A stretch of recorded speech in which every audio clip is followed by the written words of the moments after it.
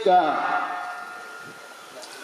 bisabwe n'umwepiskopi mukuru wa diyoseze nkuru ya Gitega nyenicubahiro Musenyeri Bonaventura Nahimana abicishije mu rwandiko rwo kwigenekerezo rya 15 Kigarama umwaka w'2023 aserura ibyifuzo by'abasaserdoti n'abakristu b'iyo diyoseze ubuyobozi bw'igisata ca papa kijejwe ibyo gusenga no gutunganya amasakramentu bwishimikije ububasha buhabwa na nyir'ubweranda Papa Francisco burahaye isengero y'Imugera yitiriwe umweranda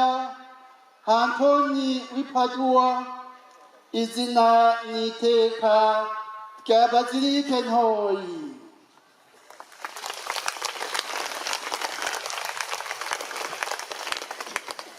Hamwe n'ibyiza byose by'amasakramentu n'amategeko agenga liturujia bijanye n'iryo zina bigizwe hisunzwe amabwirizwa y'itegeko ryo kuwa 9 Munyonyo 1989 yerekeye gutanga izina rya Bazilike Ntoyi.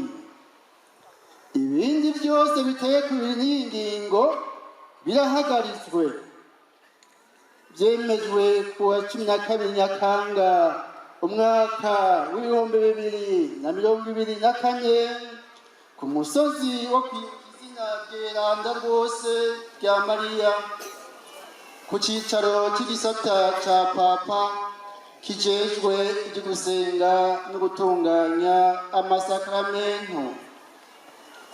Karidinali Arthur Roche umuyobozi w'igisata ca Papa kijejwe ibyo gusenga no gutunganya amasakramentu.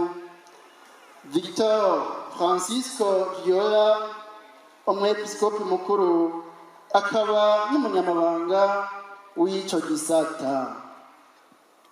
Dukomera amashi umukama.